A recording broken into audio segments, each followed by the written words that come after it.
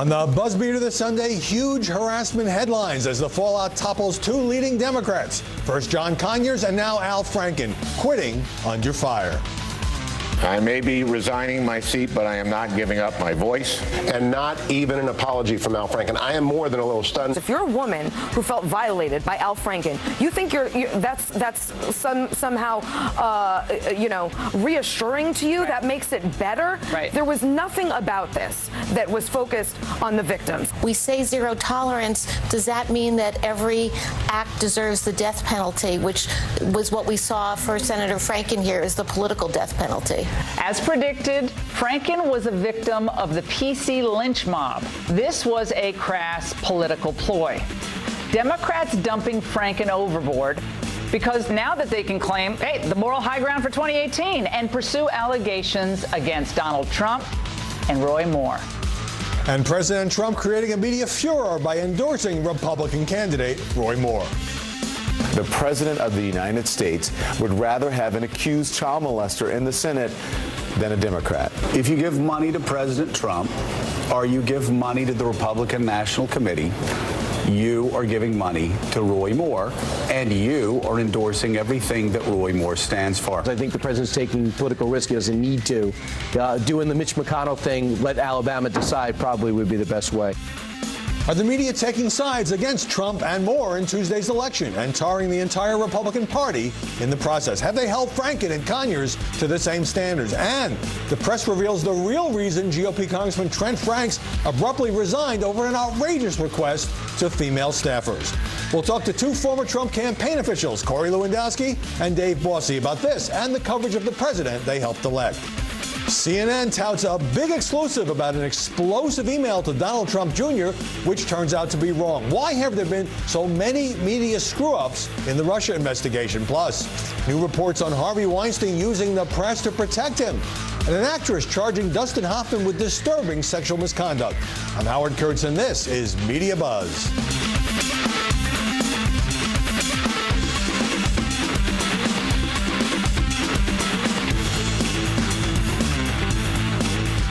We didn't have to wait for the pundits to draw a partisan contrast when Al Franken resigned his Senate seat. The former Saturday Night Live star did it himself.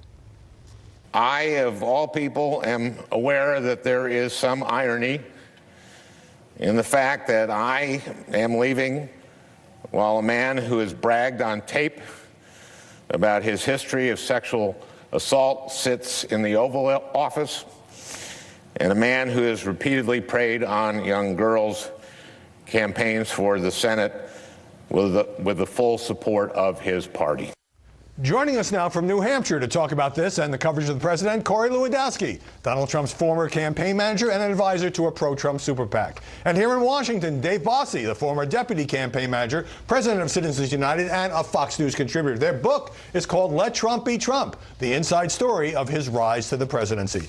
Corey, many liberal pundits adopting the Al Franken line. If he has to resign, how can the president endorse Roy Moore as battling sexual misconduct allegations from 9 women, which he denies? Is it fair for the media to bring up this obvious discrepancy? Howie, there's a huge difference between Roy Moore and Al Franken. Al Franken was groping women while they were asleep. He thought it was a game. He had their hand on their breasts. He's taking pictures, sharing them on social media. That's one example. You know, in New Hampshire, Howie, there's something called street justice. You do that to somebody who's asleep, a woman, it's disgusting. He's a pig. He should have resigned. But ultimately, the people of Alabama have to decide if they want to elect a big government liberal or they want to elect a conservative who's going to stand up. You just pivoted from what Al Franken did was bad, no quarrel there. The Democrats helped push him out. And then when it comes to Roy Moore and the potentially more serious accusations, you say, oh, it's up to the voters. Well, Howie, look, I'm not convinced Al Franken's going to resign from the Senate. What day is he leaving? You know, he never gave us a day. This is all media-driven. This is to let this story die down. Al Franken has not said which day he's leaving the Senate. In the coming days, weeks, months, he may be there for another 2 years. And ultimately, if he does stay, the people of Minnesota will get to decide. But look, you may not believe this. These guys in D.C. aren't actually truth tellers. Follow-up question for you, Dave Bossy. Is it fair for the press following the Franken shot there, to revive the story from last year in the campaign. Sure. You were there that more than a dozen women made accusations against Donald Trump, which he denies. Sure. Let me just get to the facts of the Franken case. One, there is photographic evidence and an admission, okay, on the Al Franken side. And on Judge Moore's side, there are accusations, but he says that those did not happen. And the one piece of evidence, the yearbook, we now know has been tainted. So we don't have any evidence. One is clear photographic evidence, and another is accusations that he's denied it, despite the fact that there were 9 women. So now you let the voters of Alabama make the call for themselves, whether they think it's been adjudicated. All right. Corey, the president has said repeatedly the Russia investigation is a witch hunt. It's ginned up by fake news. No hard evidence of Russian collusion, to be sure. But doesn't the Mike Flynn guilty plea show that this is a legitimate news story at the very least? Well, it's not a legitimate news story, and what Mike Flynn pled guilty to is lying to the FBI, which had nothing to do with the campaign or Russia. And if Mike Flynn lied to the FBI or anybody else did, then they should be accountable for that, Howie. But that doesn't mean, and I was at the campaign from the beginning, Dave was there at the end, and the reason we don't even talk much about the Russia investigation and let Trump be Trump is because it didn't occur during the campaign. There was no collusion. I never spoke to a Russian. There was no cooperation. And if somebody lied to the FBI about their contact with a foreign government, they should be held accountable. But it had nothing to do with the outcome of the campaign. That's the difference. Let me ask you, Dave, about a bunch of recent news stories. Some saying president's out of touch with reality. He creates an alternative universe. He privately questioning the Access Hollywood tape. New York Times today says he watches up to 8 hours of TV a day, slurring his words in the Jerusalem speech, questioning his mental health. What does all this say to you about the coverage of this president? Well, we just have to go back in this past week, Howie, to look at the fake news divisions and what they've tried to do.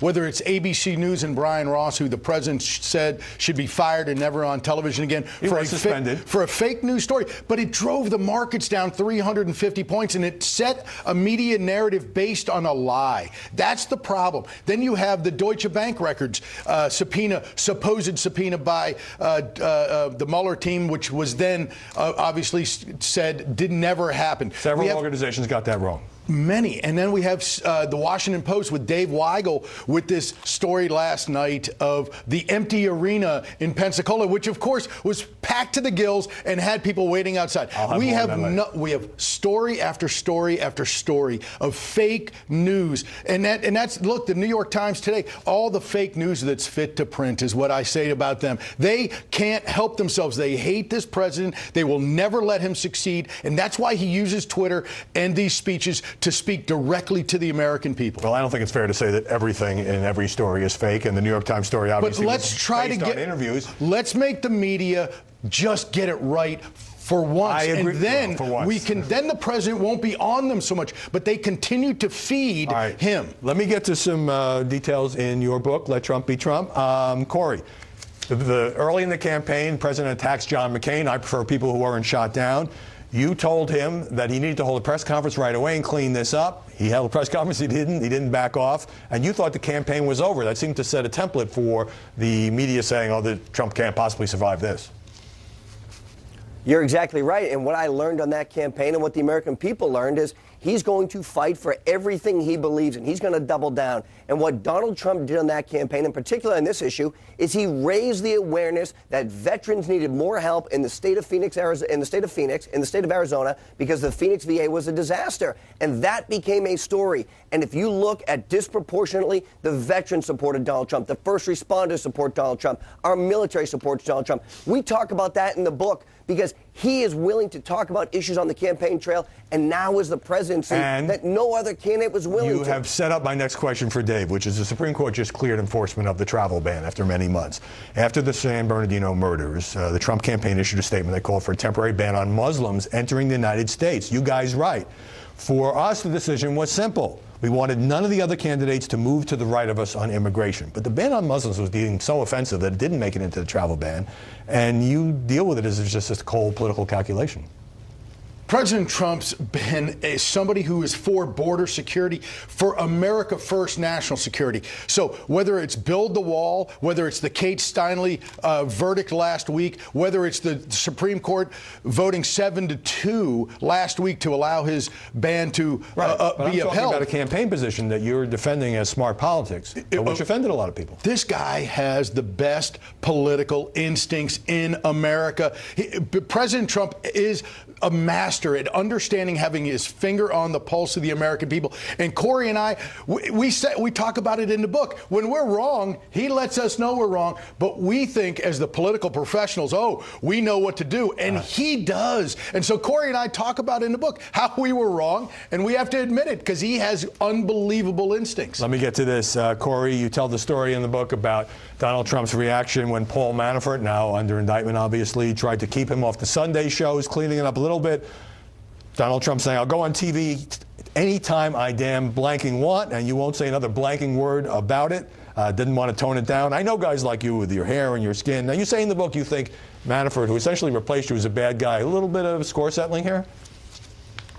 No, Howie, look, it's a truthful book. And what Dave and I talk about in the book is exactly what he just mentioned, which is Donald Trump has the best instincts. He is the best messenger. And for anybody who tried to change him, if you remember at that time in the campaign, Paul Manafort was down in Florida telling the Republican National Committee members, I'm going to remake Donald Trump. You're going to see Donald Trump 2.0, a presidential Donald Trump, which is what every other political operative in the world wanted to do because they thought that's what the American people wanted. What we say is, let Trump be Trump. He has been a phenomenal success. He knows what the American people want. He brought that message directly to them, and that, in large part, is why he was elected, because he's authentic. He's the blue-collar billionaire. He sees what the people want, and he delivers it for them. All right, I'll put you down as a true believer. Dave, in the book, end of the campaign, at that time when you did have a number of women coming out with the harassment allegations against then-candidate Donald Trump.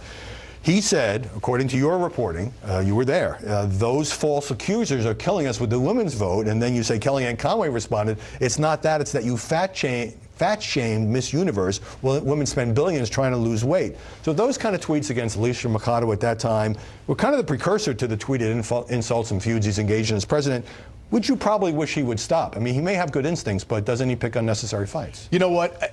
I am one of those during the campaign. I told him many times not to tweet, and he felt that it was the right thing to do, and he ended up being right. And that's why letting Trump be Trump, the name of our book, is about him telling the American people, speaking directly to them. So, sir, sure, would I want him to not tweet here or there? Absolutely. But he understands what he's doing, and he gets it, and he's right. And I like him doing it. All right. Let me get a break here. More with our guests when we come back. And later, the latest botched story on the Russia investigation as CNN corrects a much-touted exclusive.